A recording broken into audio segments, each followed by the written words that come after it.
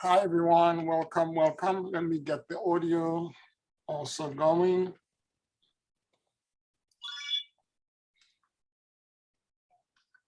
Welcome, everyone. Thank you for being here. So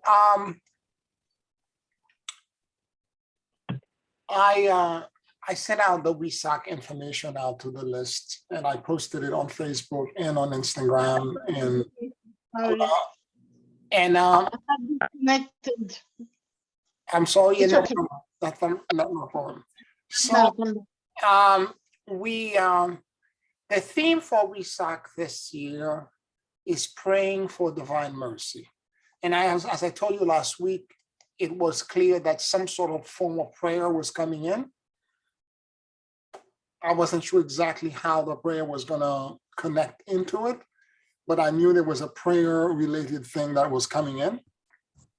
So I'm very happy that it was praying for divine mercy. And as you know, the world is going through all of these challenges right now. The one that's COVID we drew in the background for now, and what's really at the forefront is the war between Russia and Ukraine, with the potential of a nuclear disaster happening as well. The last I have seen in the news is that Putin was putting his military might in warning, including the nuclear deterrent capability. So this could escalate into something very ugly because he's very reckless and cruel. I don't know him personally, but from his past behavior and what he's doing right now in Ukraine. And so let us continue to pray. Now, having said this, I have to also say that the prayers are working, because right now the whole world is trying to cancel him and his goons. You know that cancel culture, when people in mass media don't like you, if you're in the public eye, they simply don't visit your site, they don't go to your business, they cancel you altogether and you make no money and they reduce you into nothing. They make you disappear in obscurity. This is a recent development of mass media and the power that it has when individuals, the consumers, can cancel stars, personalities, et cetera, et cetera. As a personality, a politician, he's being canceled by his own people who are protesting, other countries, financial institutions, and all of them are acting en masse, and all of them desiring one thing. And moreover, the resistance that he's meeting in Ukraine itself, where people, the regular citizenry, is arming themselves, old women, old men, or children, teens, all armed, and they are ready to defend their country. So this is something that I suppose that was not factored in. And I am praying and hoping that there could be a diplomatic solution so that killing and the destruction of cities and towns could be avoided. Let's continue to pray. The prayers, the mantras, everything that we are doing, all working, because it could have gone a completely different way.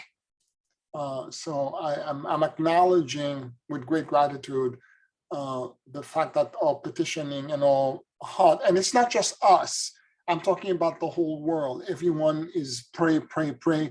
In all posts and mass media, people are praying. Our spiritual teacher asking for prayers. And as such, I'm noticing a tremendous amount of,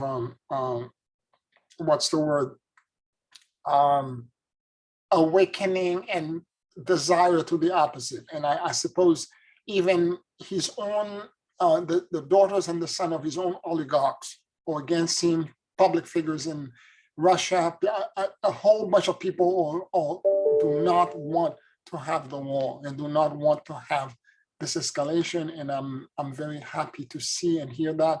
As a man of peace, I think war is an engine of death, and it's created for people to die, and we should figure out a way to we can contradict each other, we can have different opinion, but there should be a peaceful way to resolve all problems. As a proponent and a person who teaches a yoga of neutrality, this is important to me and important that I live my life this way. Now, I don't know what form the prayers are going to come for WISAC. So it's clear to me that there's going to be a lot of prayer and meditation / prayer that are going to be taking place. And as a preparation for this, my suggestion to you, and I'm going to go into great detail about explaining this again, and it connects to the idea of the mindful and active and deep listening. The idea of us, as in that video I had sent out to all of you by Thich Nhat Hanh, the Buddhist teacher from Thailand, that that there is a way to listen. And this is apparently, I was being overlaid by Kuan Yin and doing this all along. I didn't know this for almost 18 to 15 years. I've been doing that active listening. When you go into morphogenic listening and you allow your awareness to drop in the middle of your chest and you sit with your feeling. In the video, he describes what he called that the Buddha wants us to go home to ourselves. When you can go into that space where you completely surrender and you're sitting down with who you are, what you are, you begin to notice in you the suffering, the internal and inner suffering, the sorrows, the depression, the fear, the panic, or abandonment, or for that matter, loneliness that may exist in you. And most people on earth do not want to do this because they are afraid of getting overwhelmed by the feeling.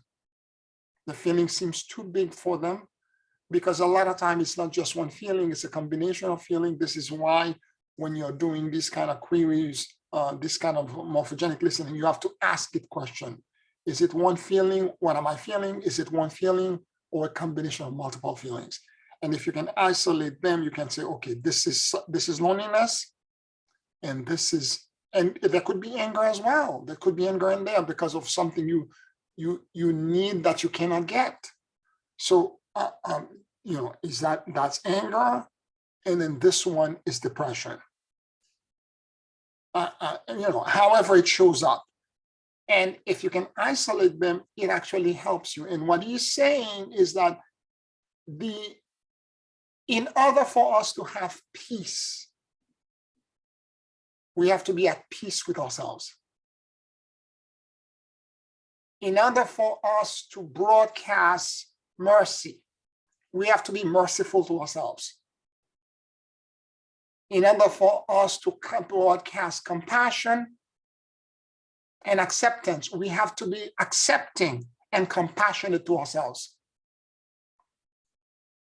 And it's only in sitting with ourselves and noticing in our heart of heart the depth of our sorrow, and everyone has them, the depth of all loneliness, because you can be in a marriage, you could be, otherwise people who would be married or have companions would not kill themselves. You could be around a lot of people,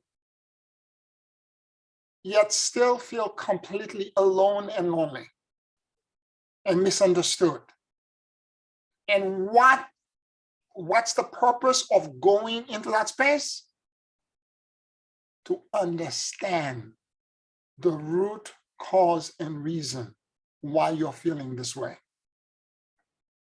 What's the false belief? What is the emotional need that you have deep in your core that's making you feel this way? What is the emotional, listen carefully to what I'm saying.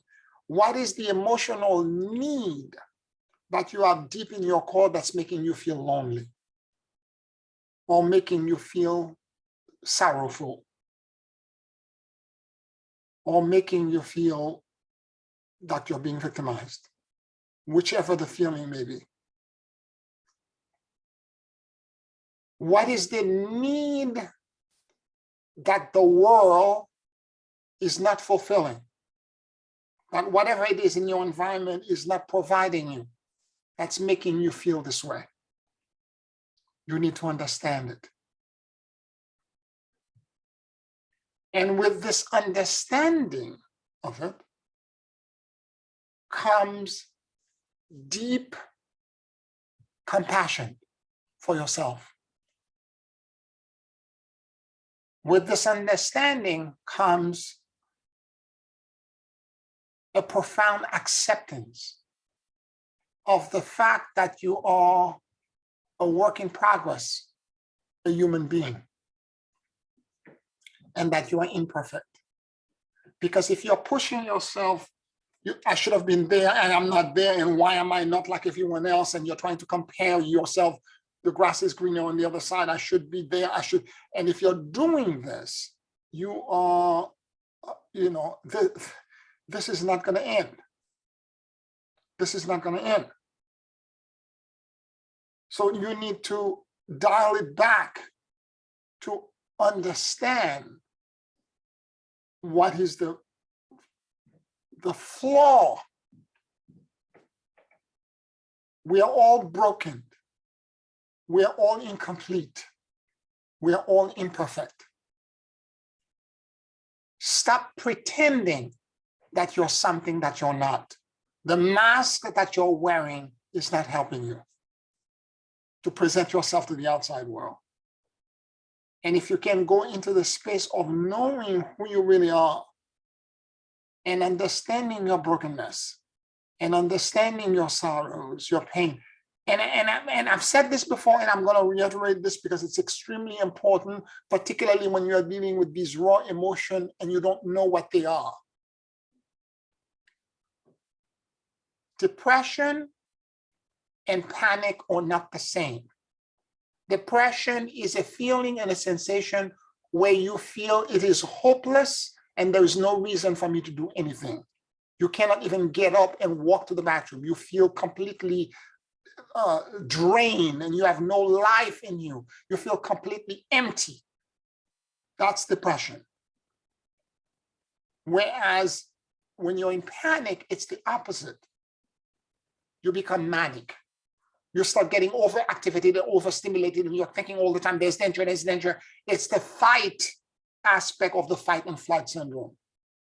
It's you running around trying to, I gotta survive, I gotta do this. This is a very different feeling and a different, I don't have the depression when I'm struggling with these deep emotion, but I have the panic. So you need to recognize which one it is. If you're sleeping all the time, you can't get up and you feel drained and you feel completely disabled, and this is depression. Whereas the manic part, where you're constantly activated and your brain is flying and there are doubt and there are all these things, thoughts and ideas that are flying around, you're telling you danger, and that's the panic. And it took me a moment to make the difference between the two in the process of what we're going through right now, because up to that point, I never experienced anything like this before. And the first time it happened, I didn't know what was happening to me. And for the first day, I'm like, what's wrong with me? Why is it that I can't calm down? I'm trying to breathe, breath control, because nothing is working. Why is this not working? And then the morning of the next day, I realized, I'm in panic. This is a panic attack. This is anxiety and panic. And again, deconstruct everything back to its root cause. Okay, I'm panic about something. There's something in my life that's scaring me. What am I afraid of? Where is the root cause? What is the need that I have in my life that would make this go away if that need was fulfilled? What is that need?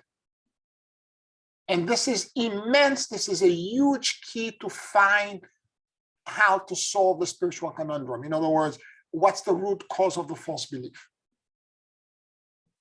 And again, you're going in there simply as a human being, not as a perfect ascended being, or I've done so many years of ascended work and why am I not there? You're going there as a simple human being. And as you go into that space and you go deep, deep, deep within, and you face the sorrow, you face the discomfort, you face the emotion, whatever, however it shows up for you, and you begin to have a conversation internally with it, it will begin to reveal to you not only the weaknesses in your spiritual psychology, but also out of that weakness will come an incredible gift of insight.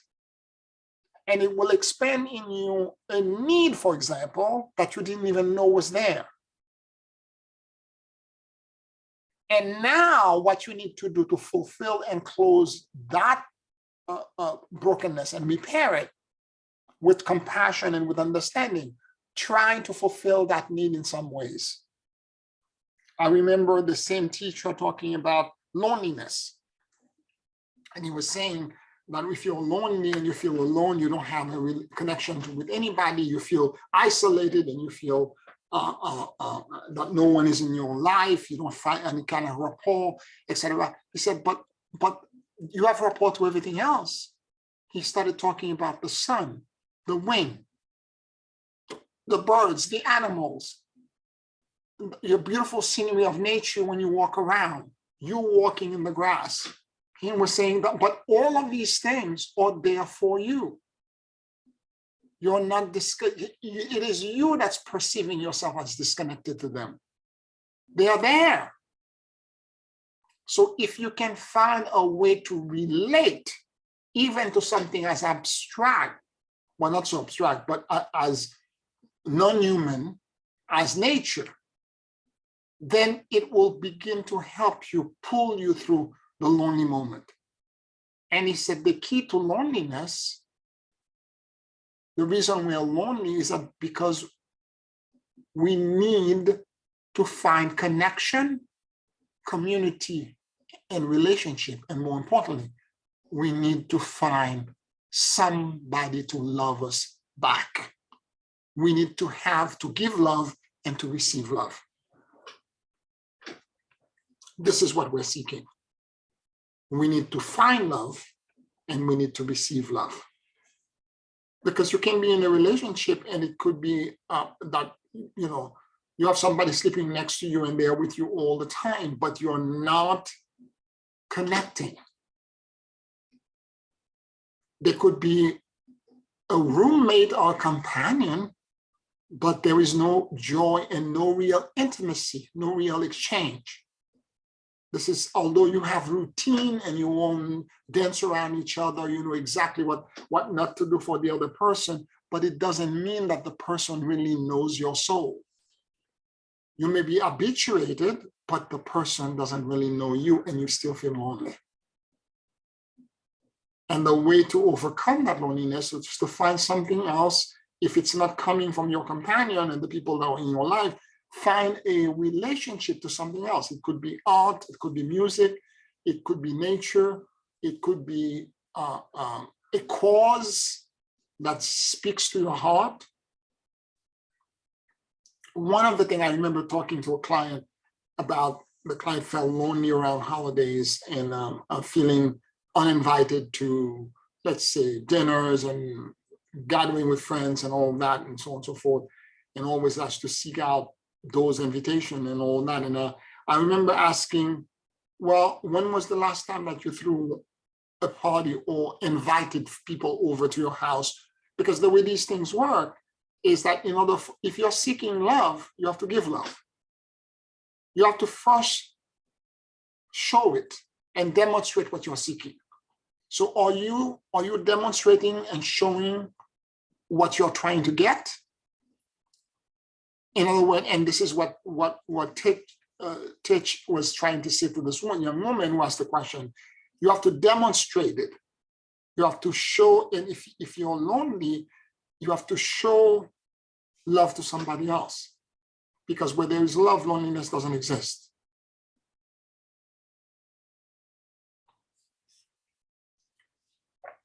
And so it's important for us to understand that and to model, depending on the kind of emotion that you're feeling, and with of course with proper boundaries, because a lot of times you model things to people who are incapable of mirroring it back.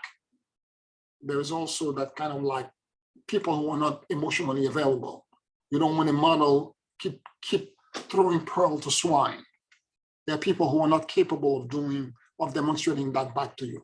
You need to show those kind of feelings and emotion to someone who's capable of mirroring back, capable of giving it to you, right? So, so that part is also true. And once you sit in the self-compassion, once you understand what's happening inside of you, and you sit now with the acceptance of who you are and what your needs are, you know yourself, and the internal satisfaction that comes from this discovery is something that's undescribable, because it has a power in it.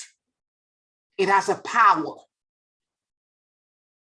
Because now what was invisible, and because the more you're disconnected to it, the more that you don't know it, the more it manifests in some toxic ways. The more it shows up and mirrors in your life in ways that are completely unbalanced and toxic. The more it's terrifying, and it comes as a saboteur. But when you go into a space where you begin to understand it, and you try to sit with it, and you try to have a conversation with it, and it becomes integrated. This is a term that Carl Gustav Jung talks about. He also used the term individuation, where it's integrated back into you. Because you know it, you understand it, and now you seek actively. This is why he calls it active listening. You're listening to yourself to get all of this information. Once you know it, you take action to correct. You take action. Buddhism is big on that, because the word karma is to correct and to repair. So you take action so that you can change, you can create a different internal space for you. And it brings with it tremendous power. All the psychic energy that was being deterred to create all the chaos and the sabotage that was happening inside of you, immediately the moment you do this, begin to be used now for a positive outcome, which is to fulfill the need that you have that is not being fulfilled. And once that happens, it shifts everything for you.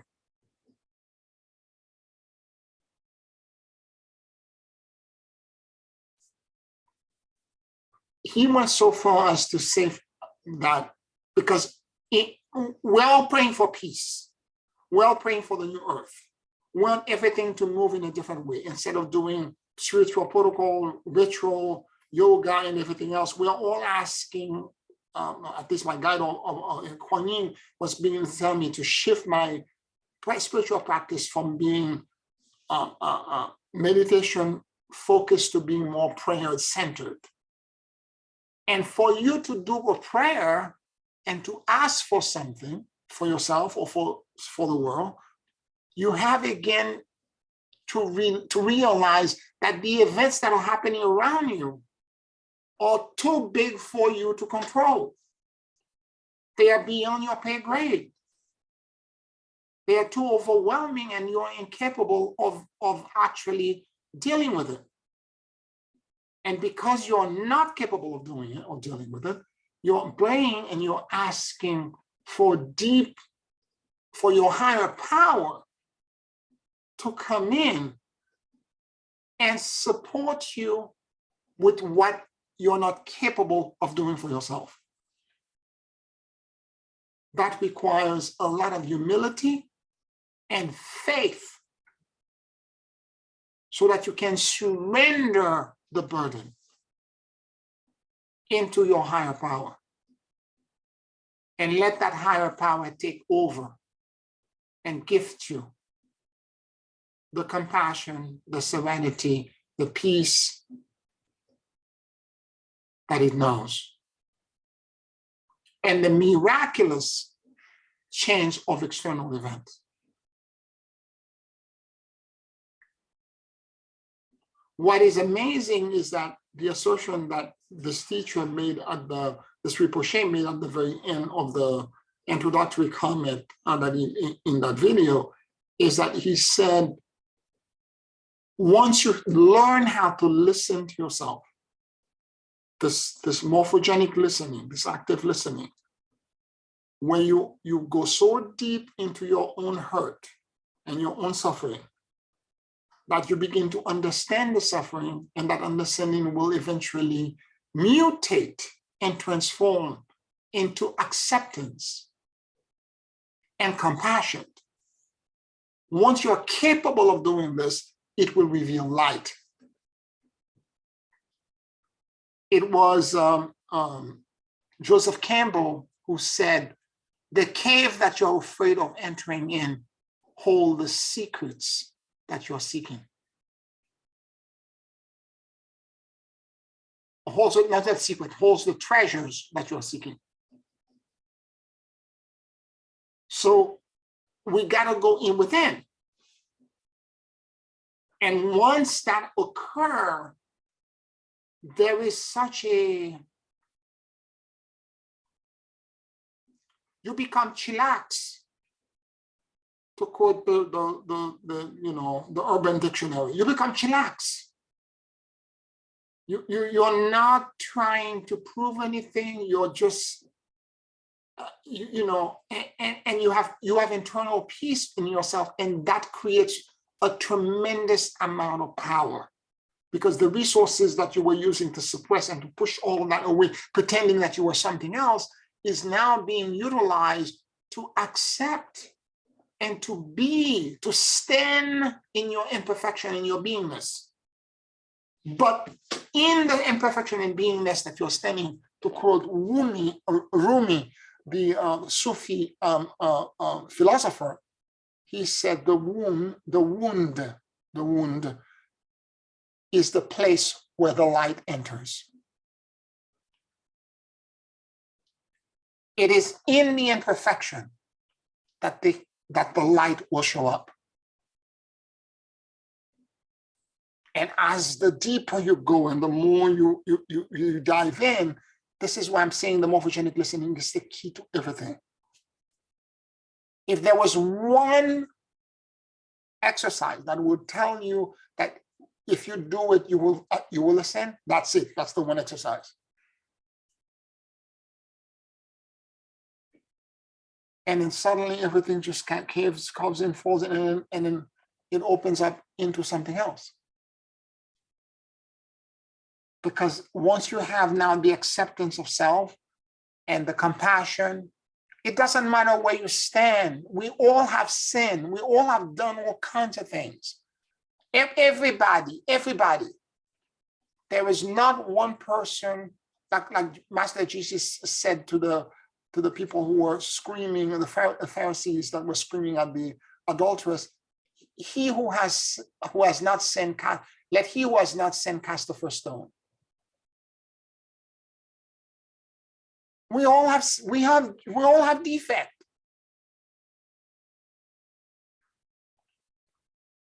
And it's in the acceptance, and we are not accepting our defect because we're wearing a mask, we're pretending to be something else. But when you go within yourself and you accept it, and you not only accept it, but you understand that that defect is demonstrating an emotional need that's so deeply buried that you didn't even know it was there. And now you can fulfill that need. That hole is now closed and the light will enter in it. And it creates tremendous power. I don't know, I know many of you have watched that video. I've watched it multiple times. Even this afternoon, I watched it again, that introductory comment from Titch. The thing that I love about him, he spoke slowly, softly, but there is such power in him. because he went home to himself. He's at peace with himself. And that is a tremendous example to watch.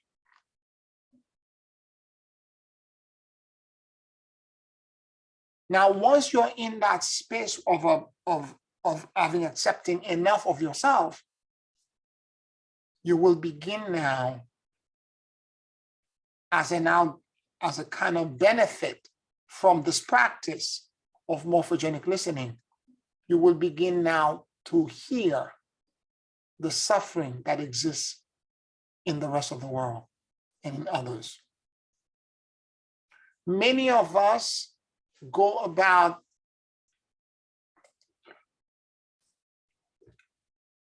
trying to heal the world before we heal ourselves. And that's a huge mistake.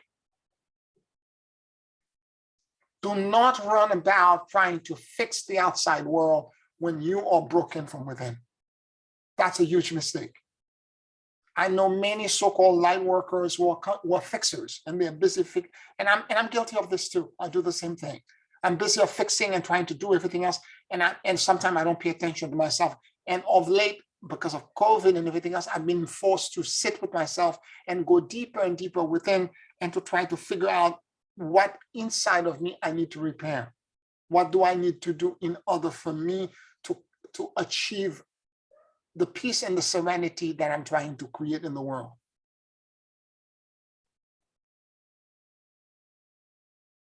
So as this listening, through the active listening that you're now, once you have achieved it internally, that you're doing for the rest of the world, you're not scanning. Again, people who scan have not created internal peace. They are not in self-acceptance, self-love, and they don't have compassion for themselves. The people who are scanning are doing it because they are projecting their panic and their depression that they have not internally resolved energetically on the outside.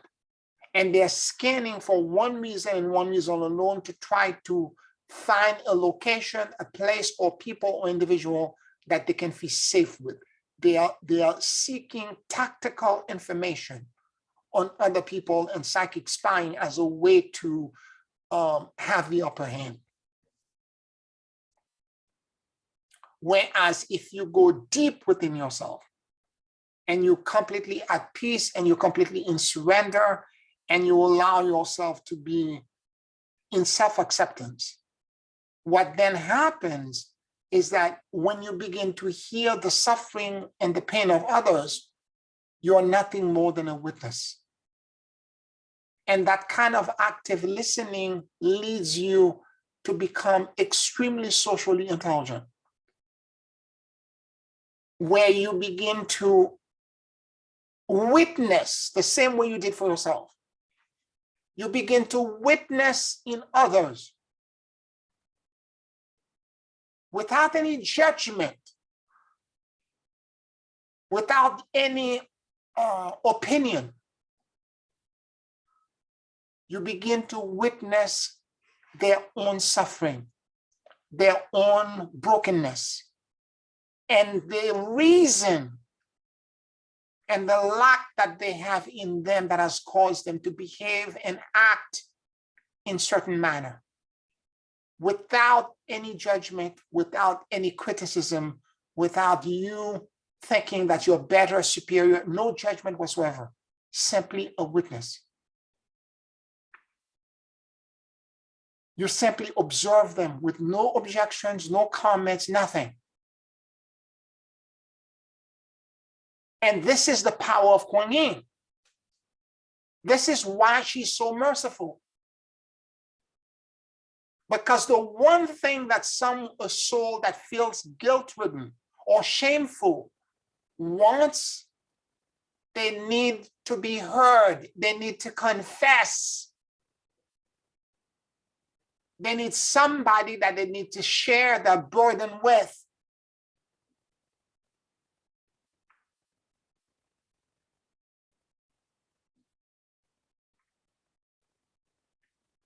And if you're not saying anything and you simply have that compassionate heart where this is what holding space really means. You're non-judgmental because you know how broken you were inside. You know how crooked everything is in the inside of you. So why are you judging anybody else? You don't have any right. And more to the point, it doesn't matter how much twisted they are capable of equally finding the light to their wound the same way you did.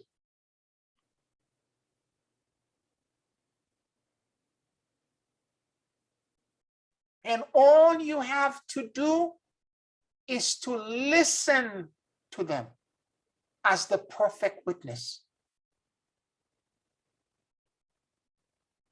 And in that kind of way of listening, where you're completely accepting, you're not judging, you're holding space, and you allow them to explain and say, and you'll simply engage, you're looking at them with such acceptance and such compassion.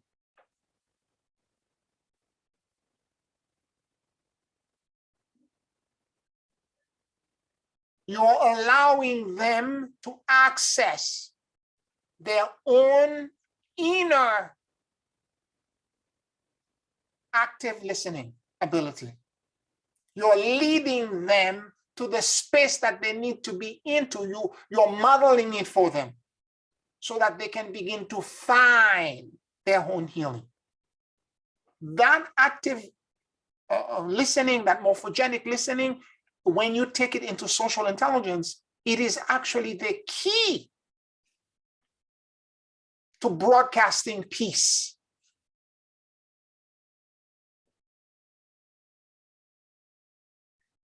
It is the essential thing that needs to happen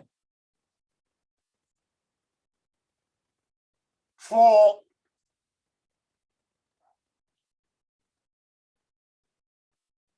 the rest of the world to begin to feel less judged, less a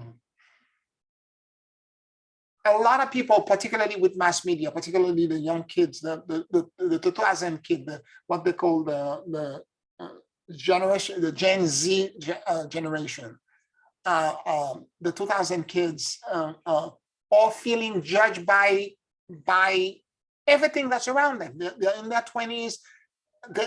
Everything is lived to mass media, to perception, and it's all it's all magic mirror game. And what is really happening inside of them, nobody knows. And they're lonely, they are broken, they don't have any real friend, any fulfillment. And if you can sit with them without, again, when you're actively listening, you change the very ether, the entire morphogenic field around you change. And people who walk through your aura can feel it.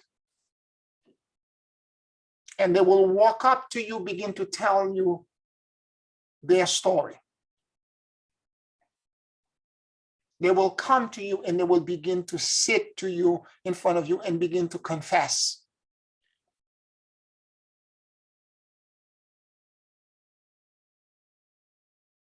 Because again, you are radiating compassion, acceptance. It's because you are being compassionate to yourself that you're radiating it. You're radiating compassion, acceptance, and mercy. Because you're being merciful to yourself. Instead of, because if you, okay, in any other term for the projection that exists in the world or the ascended world, when you look at yourself internally and all the brokenness that exists inside of you, you are nowhere near ascension. You're so broken and so twisted, you don't deserve it. You're going to have to multiple lifetimes. You're at the back of the bus. In fact, you're not even in the bus. You're running after the bus. But if you can accept the fact that's where you are, and you're completely still hold space, that with that acceptance, with that realization, I'm still capable of evolving, because and now I know something about myself I didn't know, which is, what was the need? I needed to feel supported. I needed to be loved. I needed to have somebody touch me. I needed to be feminized. Whatever the need may be.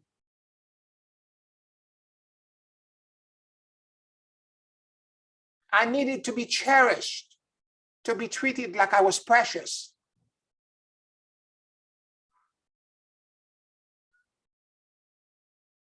Now, try to give this to yourself and modeling it to others as well.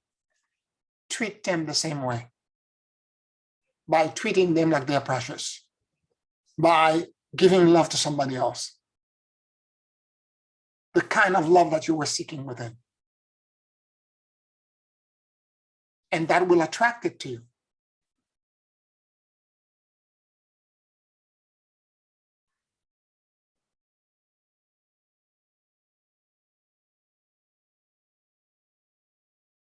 And by the same token, that listening, that deep listening, as you do this, it will begin to, again, not scanning, because scanning comes from a fight or flight response that has to do with trying to seek tactical information so that you could survive. This is something completely different.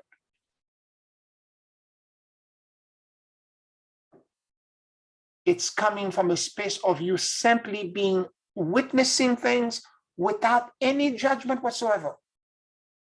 Because you've already known inside of you how damaged it is. But even after the discovery of all of the broken pieces, look how much you got healed. Humpty Dumpty got put back together again. Look at how much everything now is fitting in so perfectly.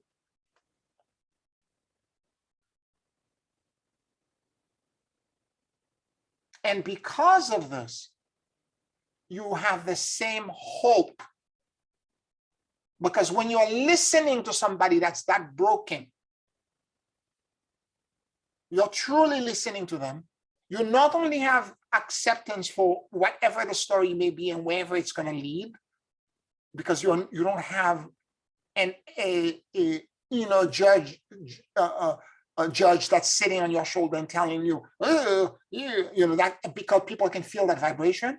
Because the moment you're in such a deep acceptance of whatever it is that's going to come out, and more than just the acceptance, you're now having hope for them. You have hope, because the same healing that happened to you, they are on their way. By discovering this, they are on their way of finding the same healing as well.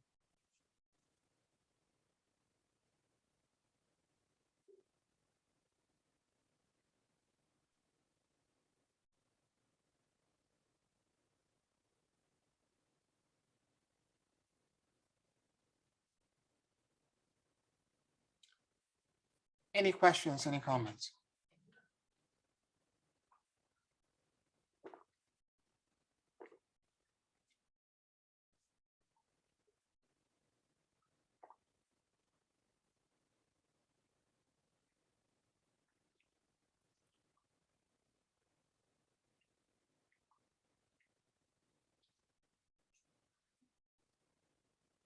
When you're holding that space from such a deep place,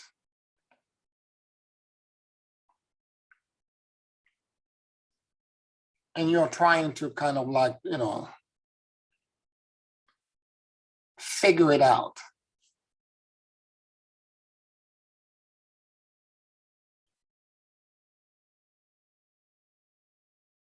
The simple, and again, I'm not comparing myself to Kuan Yin, but I'm very far away from being in her in a league. I'm nowhere near. But I didn't realize that I was using something from her.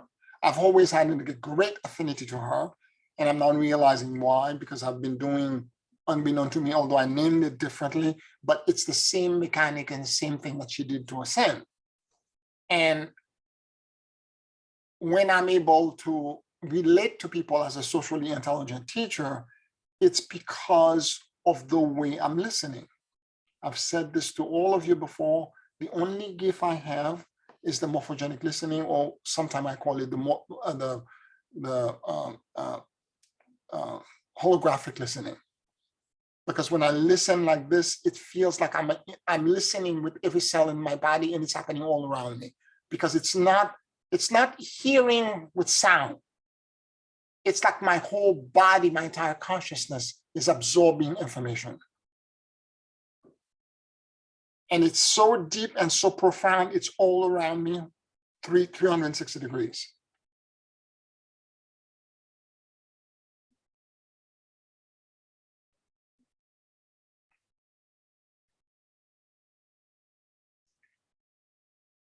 So when you're listening, so first it's that inner intelligence and the social intelligence to be able to internally assess yourself correctly. And don't be judgmental. Don't judge yourself harshly. Whatever is broken, it's broken. It's okay. Whatever is not right, it's not right. Don't get overwhelmed by what you're seeing. Again, simple query. Is it one feeling? Is it a combination of multiple feelings? If you're feeling overwhelmed by the sorrows and the pains that are inside, what is it exactly? And the moment you get all the pieces together and you're doing this, and then you can go deeper. You can now go say, okay, now what is the need that I had that was not being fulfilled in that situation? And that's causing me to have anxiety, trauma, or whatever it is that I'm dealing with. And whatever that need is, because people, if you go through normal therapy, you could be in your 80s and your 90s, because you're not doing that kind of deep listening. You're repeating the story of the abuse or things that were done to you with no resolution and the same emotional impact. You're stuck. You're stuck. You're repeating the same thing. This is a completely different practice where you go so deep inside of you, where you're seated right next to if it's an event that occurred to you, you felt victimized, or a situation that occurred from nature, something that created trauma, you sit right next to it and you have a conversation with it. And in the process of that conversation, without any fear, you diffuse the emotional charge that it had in it.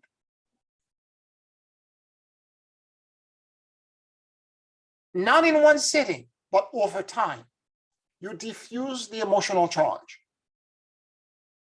And because the charge is removed, as you sit with it, then suddenly you have the ability to accept. Bad things happen. There is no why me. You're not the only one in the world that's suffering. Everyone is suffering. Everyone has a cross that they're bearing. This is your lot. This is what will happen to you. Yours is not better or worse than anybody else. Everybody has some sort of kink, some sort of twist, something that happened to them that's not right.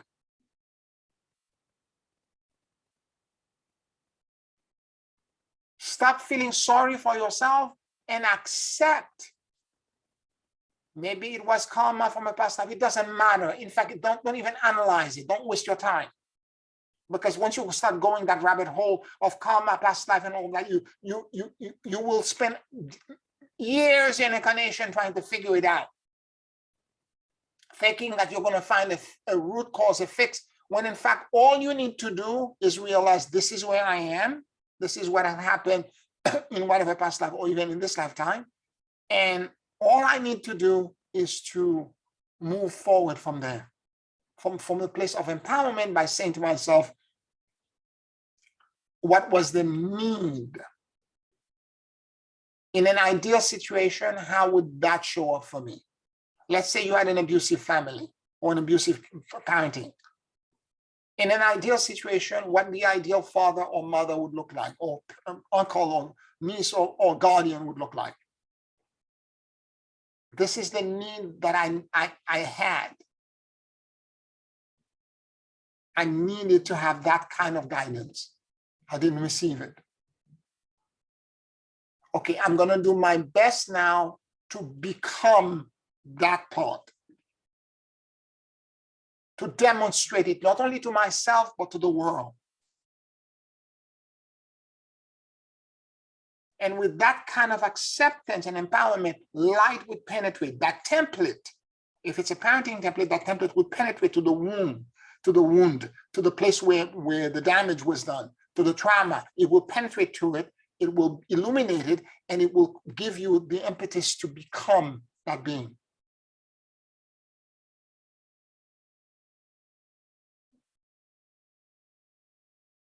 And you would demonstrate, you would go and demonstrating it to the world.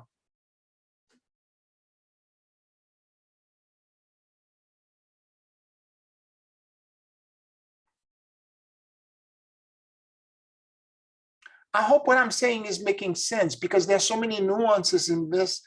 I hope it gives you some level of clarity and guidance as to what the power of this morphogenic listening exercise we've been doing, coupled with the Dantian and the query,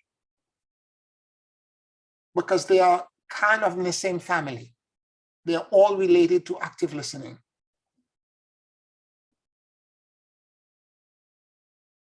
They are like cousins of each other.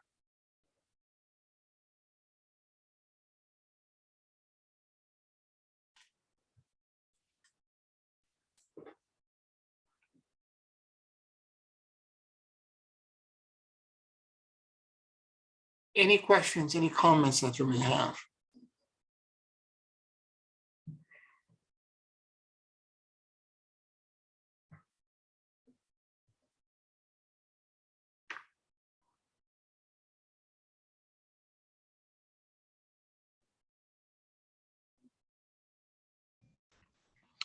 I just want to say thank you, Pierre, and also I like the idea that we can focus less on the storyline and focus more on the need. And I haven't in the past. I didn't quit it that in that fashion as much. I mean, it was there, but sometimes it's hard to tell what you're feeling. So asking for a specific need, I found it to be very helpful. And sometimes even the need shows up very quickly. Sometimes it takes a little time, like all the other things. But it's been very powerful for me, because it's like it cuts through a lot of confusion.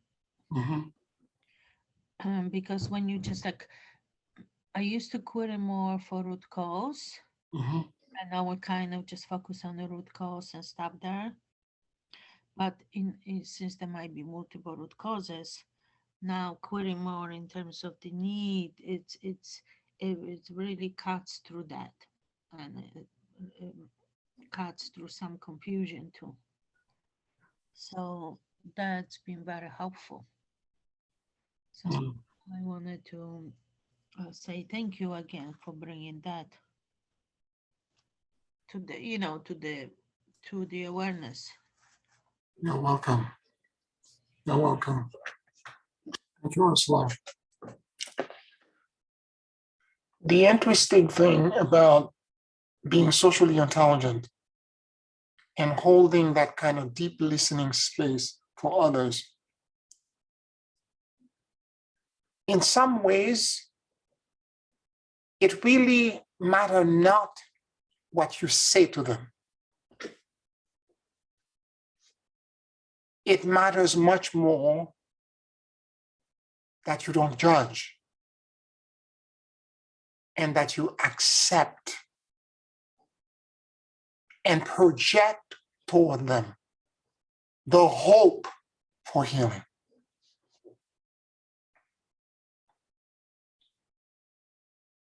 And if you can do this, because when you're that actively listening, you will pick up on nuances in their voices or energetically to the mirror neuron between you and them that will suddenly illuminate certain things in them, or you will read and understand things in them that will allow you to know when to pause, what to say, what to ask to go back, when to remain silent and completely be in acceptance.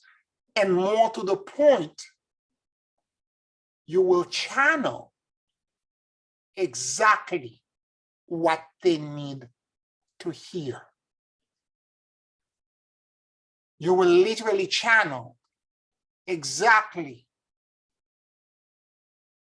what God is trying to tell them so that they can move toward find their own inner healer.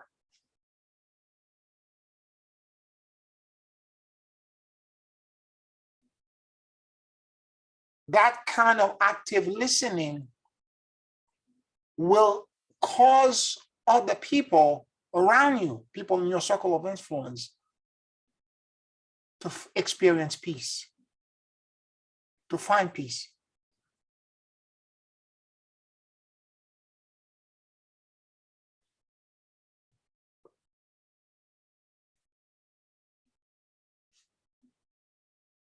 That kind of active listening will cause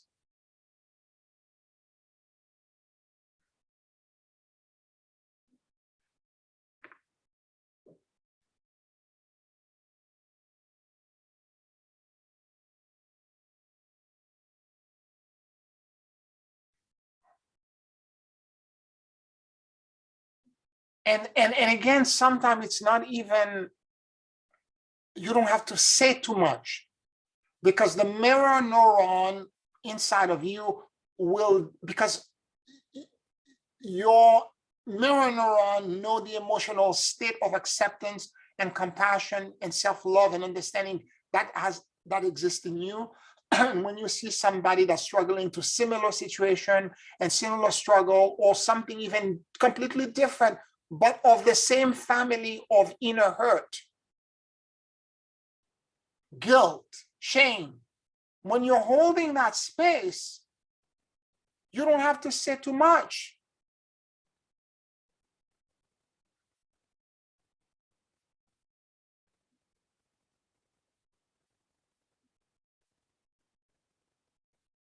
I know that a few friends who are struggling with whatever they were struggling, a friend very recently, we went out on a walk in the park and we were talking, or most of the time he was talking. And I just was saying, and I was looking at him, and the engagement was so easy because I have no stake in the game. I'm not here, I'm not his parents, family member. I'm not here to judge him.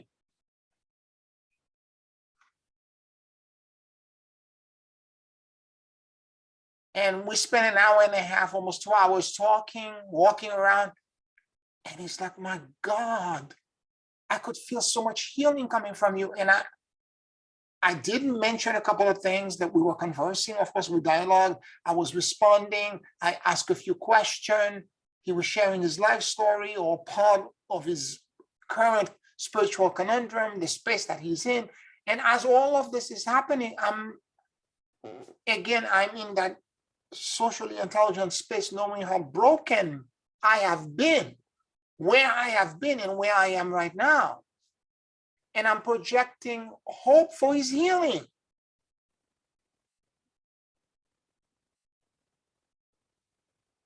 And when you're projecting that kind of hope with your mirror neuron, that immediately you're imprinting in them a beacon of hope.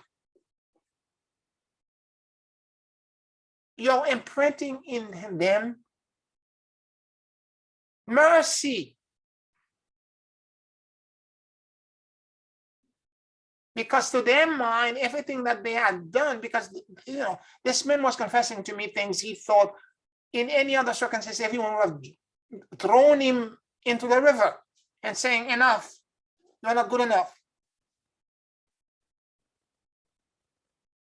But it was just the exact opposite. I know where I came from and how broken I was.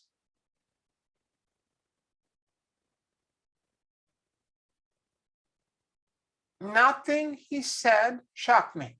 Nothing.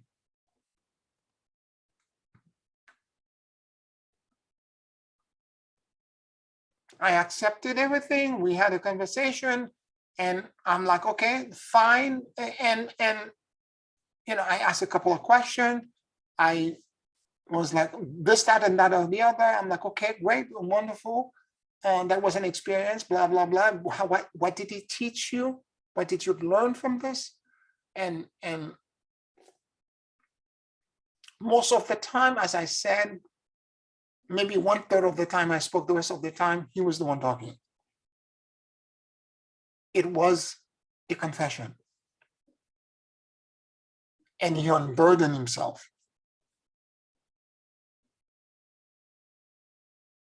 And all I did is that I morphogenically listened to him. And I projected compassion and hope. Pierre, can I ask a question if it's not interrupting a train of thought? Sure. Most of my conversations, if you allow me to speak on a personal level, are in a business environment, 10 hours a day. Most of my conversations are not one-on-one with persons of, let's say, informal nature. I'm trying to imagine how to apply morphogenetic listening to those situations, if that's possible. Most conversations are brief. Well, maybe not as many as I'd like. But in dealing with complainers or problems or just general inquiries, do you think that it is possible to apply the same principles? Absolutely. Absolutely. In fact, a lot of businesses and corporations are seeking people who are emotionally intelligent and therefore can be socially intelligent as their leaders. Okay. And in fact, trainings in corporation, a lot of corporation, this is one of the things I want to move into. I want to do those kind of training because all of them, they're skill set that you can learn. It's not like your IQ, you're born with your IQ, you can improve it. Social intelligence and emotional intelligence can increase. And the way you do this is that you look at infection. There are certain external clues. You have to also be, first you have to be, as I said, you go within yourself, you do all of the things we described in the first half. The second half is that you have to begin, you have to be very neutral to the people you're going to talk to and have no advanced preconceived notion or where, although you have an agenda in your meeting, but have no real personal agenda or judgment against them. And when you sit in that space, you begin to ask them information, question, and query about related to the business, but you begin to notice, look at their body language. Or they're scratching their head, or they're shaking their head, or the arms are crossed, or they're moving their hand. What does all of that say to you? The tone of the voice, or the coughing all the time, or the whispering, or the loud. all of these things are clue, and more to the point, when you're listening to them, you're not hearing them with a tactical application, an application or goal in mind. But when you're listening to them, what does the mirror neuron inside of you telling you about them? What kind of space are they into? Are they afraid? Are they happy with the work that they are doing? Or because they're complaining? I used to work in a situation when I used to work in my old firm, this is going back 15 years now, where people were complaining all the time to me about all kind of defect in their buildings. We manage a whole bunch of, citywide, there was all the 5 boroughs. We have buildings everywhere, and people were, I was the person they called with the complaints. And I was able to still be emotionally intelligent with them by simply, again, sometimes these people are calling, they have expectations that are irrational. You have to understand sometimes the emotional space that they're in and where, and sometimes someone is calling you because they're lonely. Not because they really have a complaint. They're being difficult because they're lonely or they're depressed. And sometimes some of the clients, there was a lot of psychology that was involved. Some of the clients that we had, I remember one woman, she was manic depressive. There was one that was schizophrenic. And she was complaining and attacking and all that. And it was the, and I in some instances I had to put my foot down. One client, I remember very clearly going to my office. I went for a site visit. I remember going back to the office and saying to them, "You're not paying me enough money for me to take this kind of abuse. Have the attorney talk to this woman. She's crazy. I'm not dealing with it anymore." Again, through the mirror neuron, I was able to assess all of these things. Do not discount the little voice inside of you that's telling you information.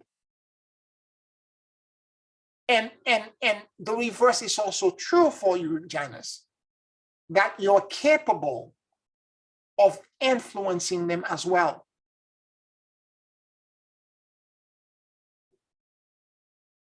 In other words, when somebody telling me my roof is leaking or the sewer backed up and that is happening, blah, blah, blah. Instead of being upset because we're going to spend money to try to repair it, I immediately, I am so sorry you're experiencing this. Tell me what exactly happened. When did it happen? And you try to be professional. Again, there's a part of this afterward because people are calling you with fires all the time and you have to put out the fires. There's a part of it that's exhausting and draining because, again, this is what I did. I know exactly where you're coming from. And you begin to take it personally.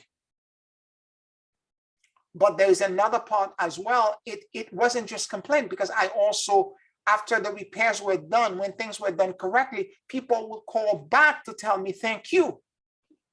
People will come back to congratulate, to say, you send this contractor in, they did this, that, or the other. I've never had a problem since then.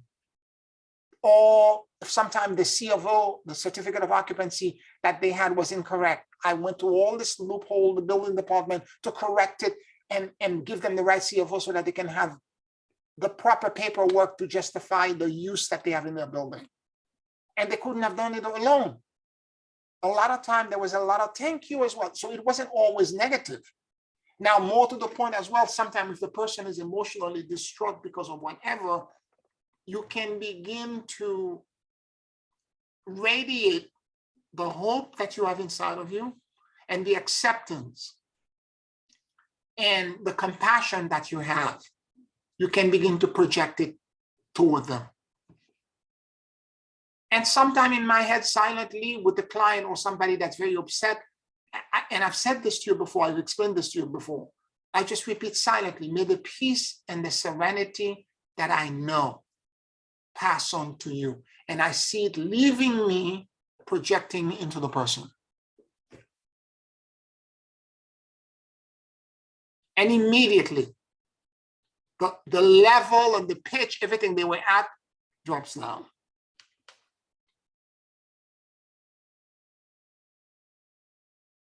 Now you're working with people who are sick. A lot of time they're calling you is because they're ill, they're upset, they are distraught, or they've lost a family member or a friend, and you need to be emotional, socially intelligent to be able to deal with that. So some of them are bereaving, some of them are in different state of consciousness. This is perfect. Social intelligence would be perfect for that. I hope this helps, Janice. Most of the time, it's not with those who are suffering. Most of the time, it's with the those that are taking care of them, Okay. or that are looking. Why don't I have work? Why don't you have something for me? You know, that kind of complaint, rather than the client themselves that are certainly facing challenging issues. But I do understand what you're saying, and I believe that it's an easy application to what I'm doing. So thank you. You're welcome. You're welcome. A lot of Fortune 100 companies are hiring people who are teaching this. There's special kind of training that you can do for several weeks that demonstrate where you are socially a social intelligent person and where you are at the end of like let's say a 3 months training, and you go to and you basically train the people who are in leadership position, because if you can walk into a room and you can read the room emotionally, because people up front are not going to tell you the state of consciousness that you're in. In this instance, when somebody is telling you, for example, why don't I have jobs? Why are you not calling me for a new case and all that? They're scared. They're financially vulnerable. This is what they're telling you. I'm financially vulnerable. Now, you certainly cannot solve all the problem, but this is, and if you can acknowledge that within yourself, find the responding neuron inside of you that will give you a way to create hope for them. You see what I'm saying? That unfortunately can be false hope, which I Yep.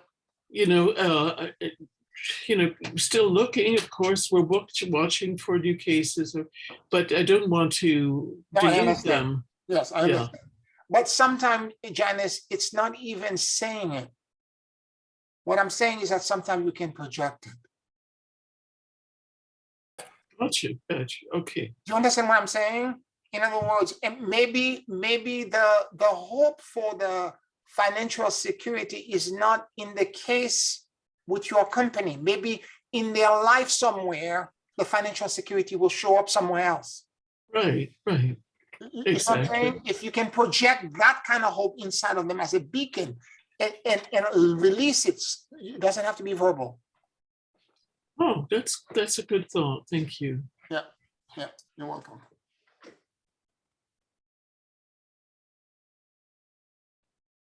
Any other questions or comments?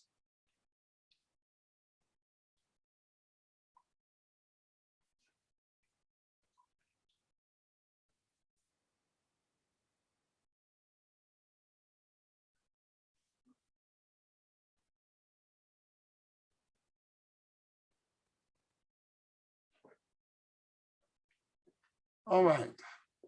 Let us take a 5-minute break, and in the return, we will do a closing meditation. 5 minutes.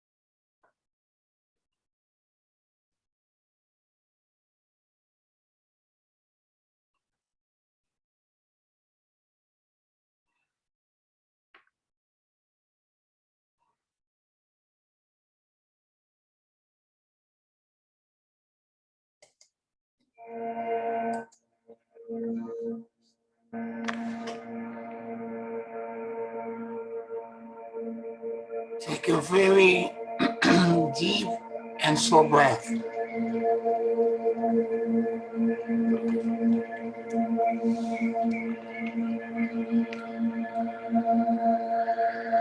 And as you inhale and exhale deeply and slowly,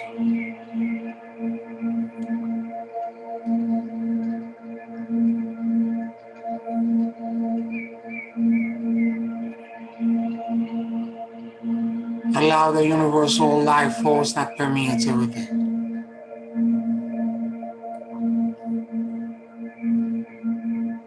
to enter into your lungs.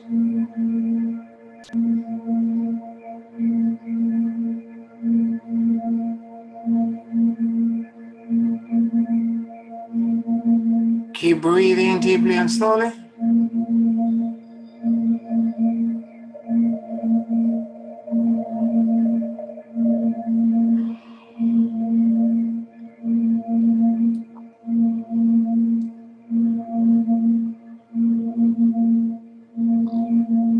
And let your soul and your awareness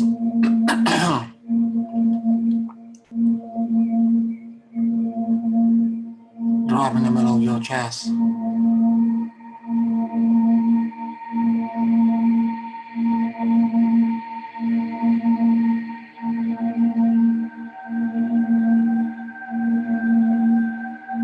Please forgive me.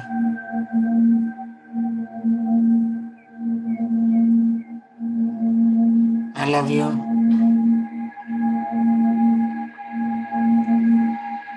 And I let go.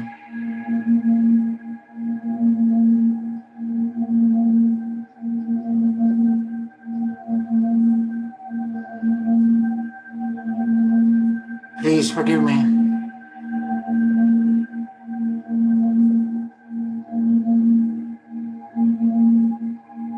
I love you. And I let go.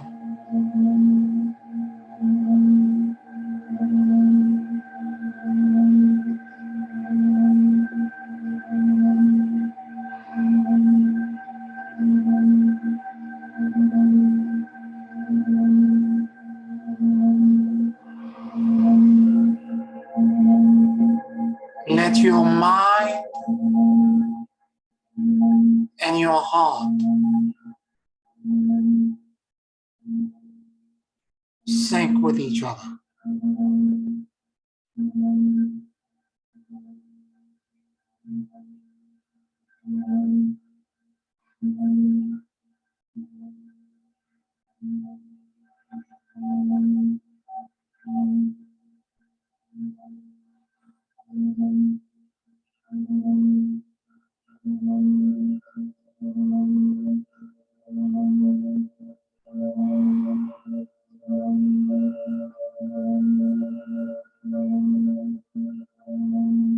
Realized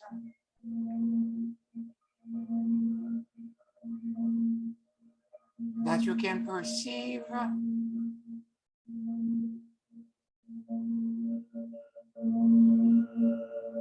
360 degrees.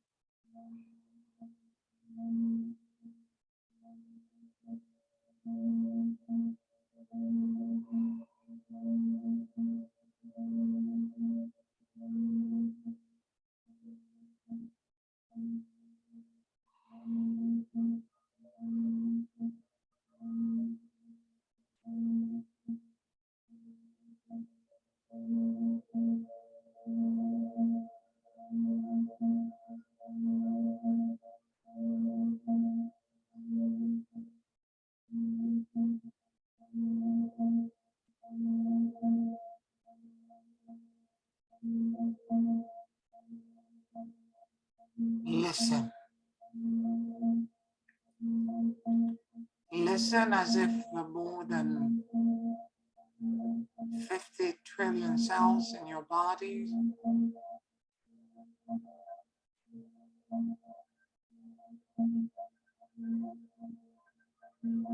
had ears.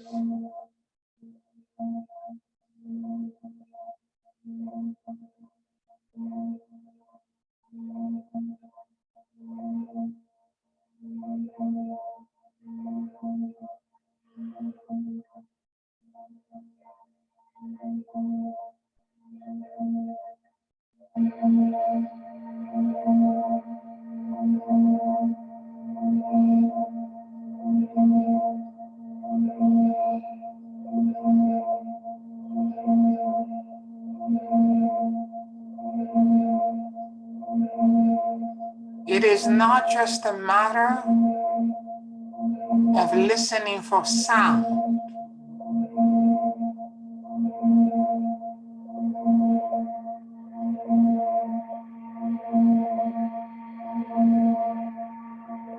Rather,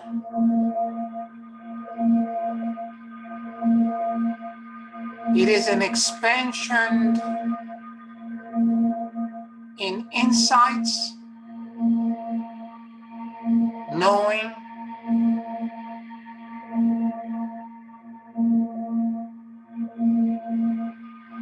perceptions,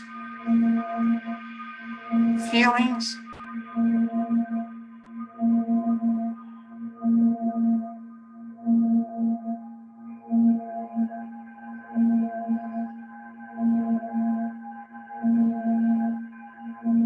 leading into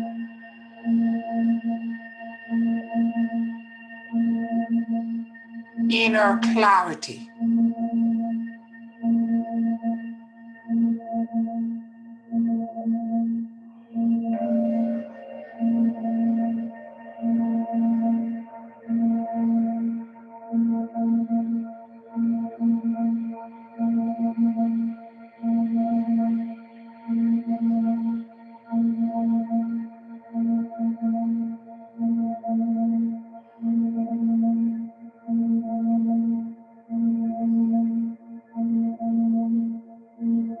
What am I not seeing?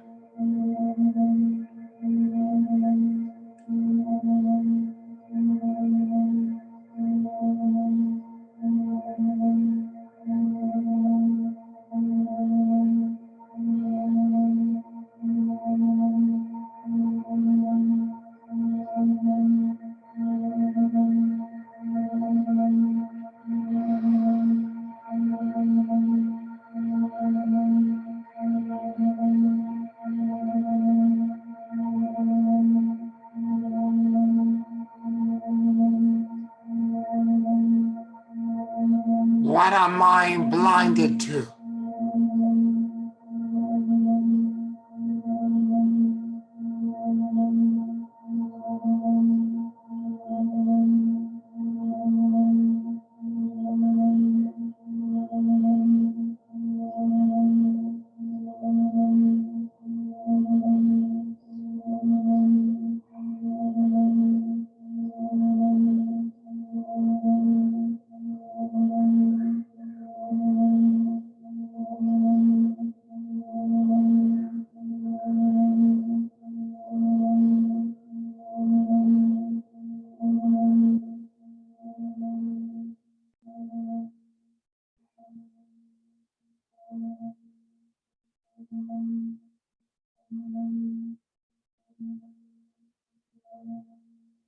Show me my blind spots.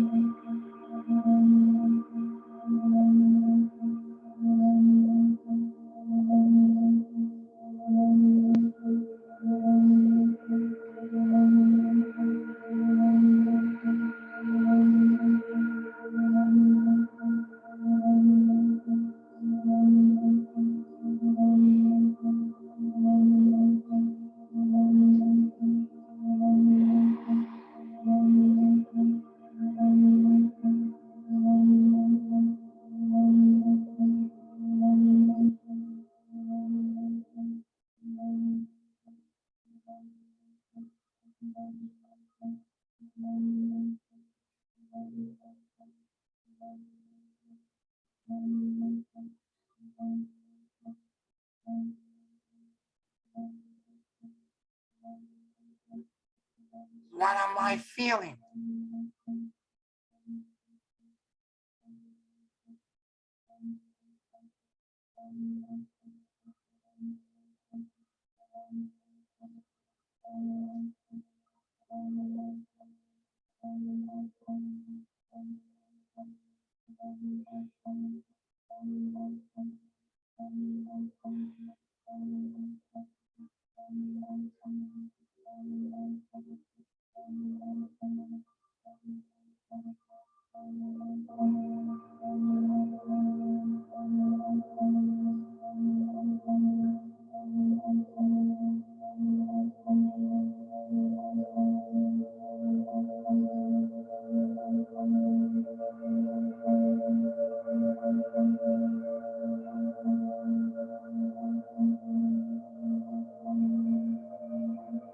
Is this one feeling?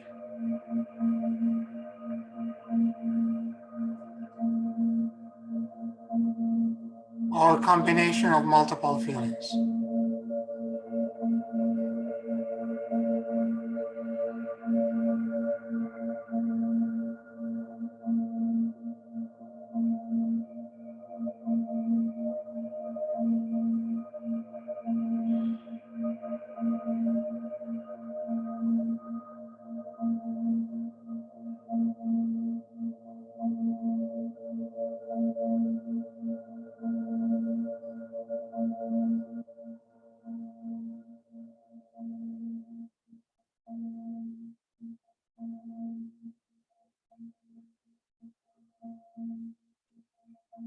What is the first emotion?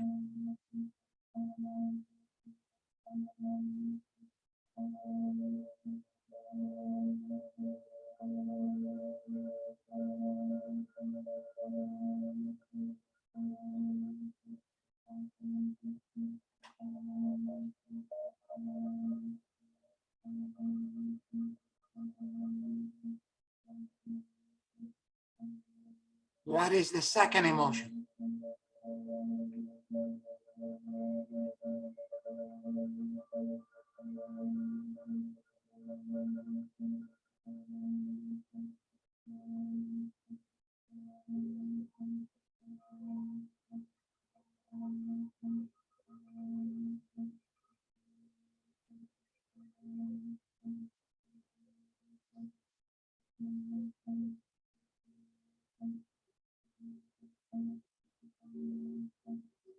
Are there any other feelings?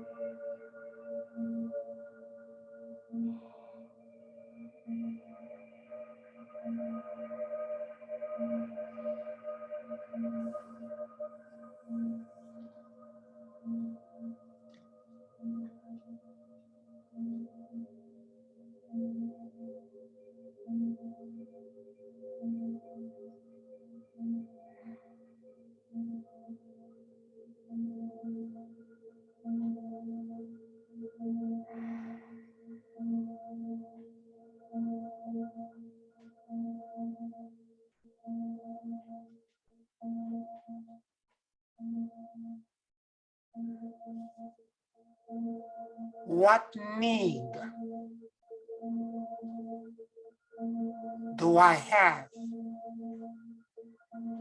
that is not being met?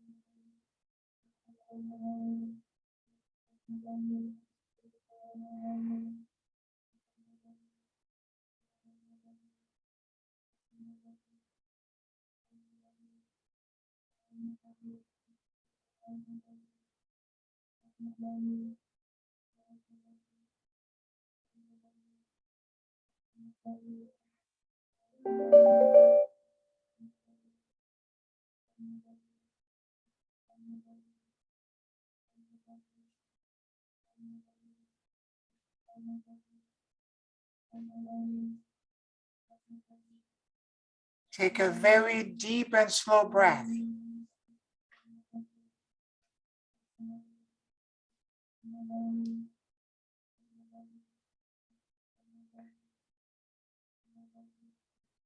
And without judgments,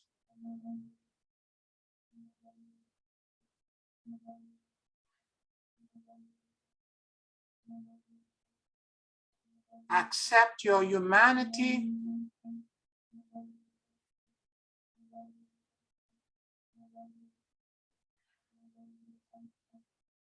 your incompleteness,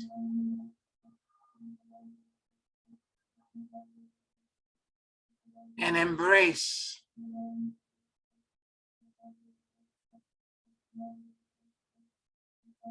your flaws.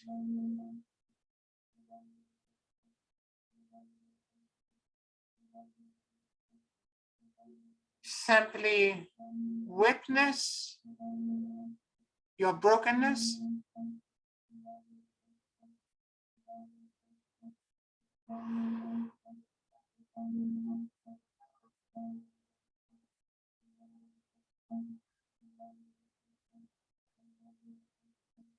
and give it compassion,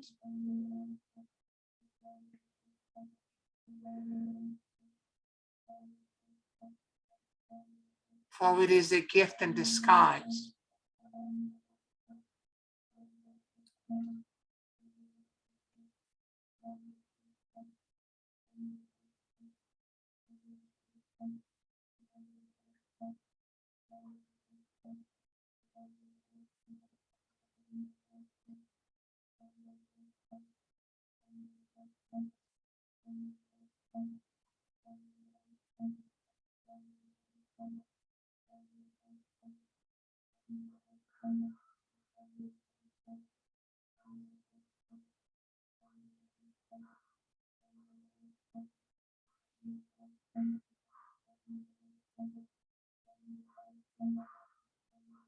simply witnessed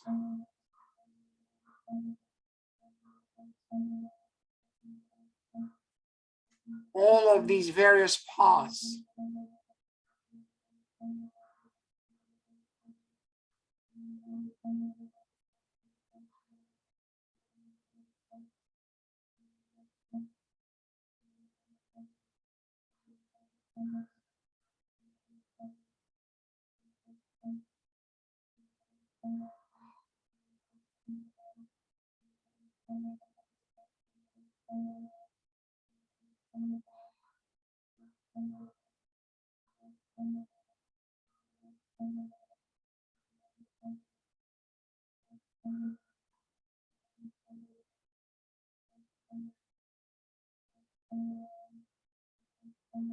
Let the healing and the repair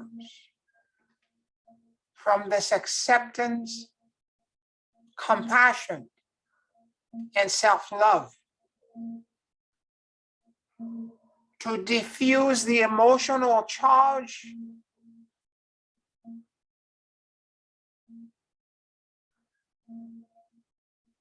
and instantaneously repair your brokenness.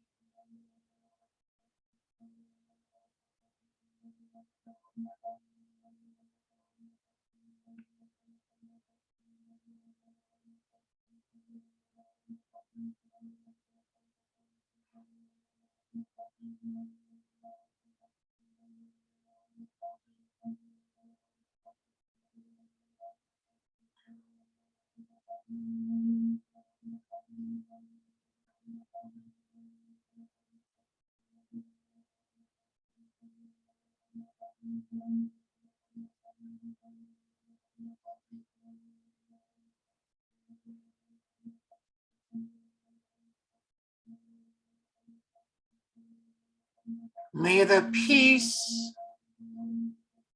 the serenity,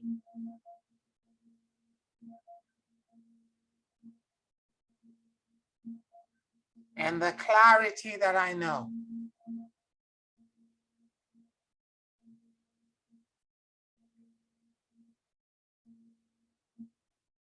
pass on to everyone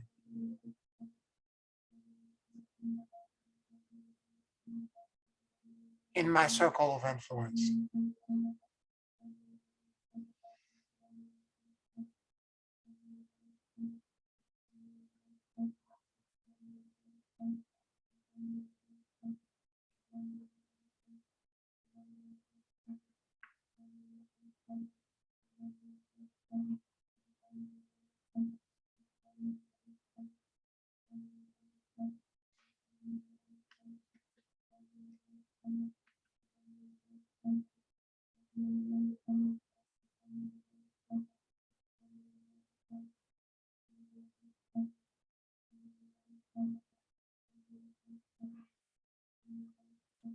Take a very deep and slow breath.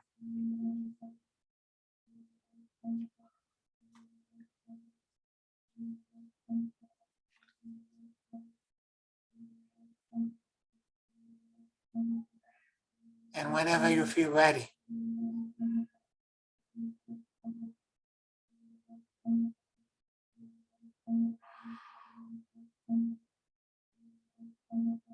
you can open your eyes.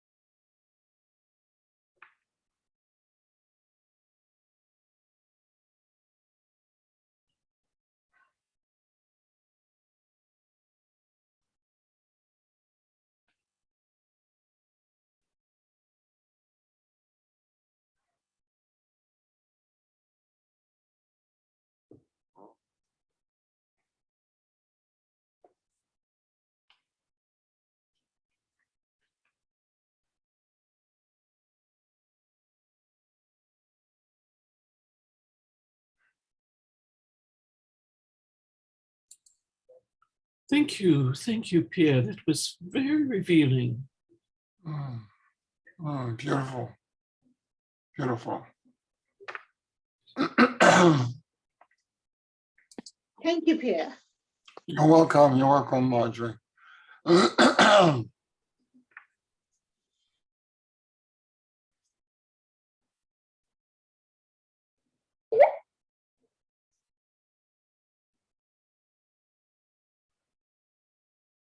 All right, everyone.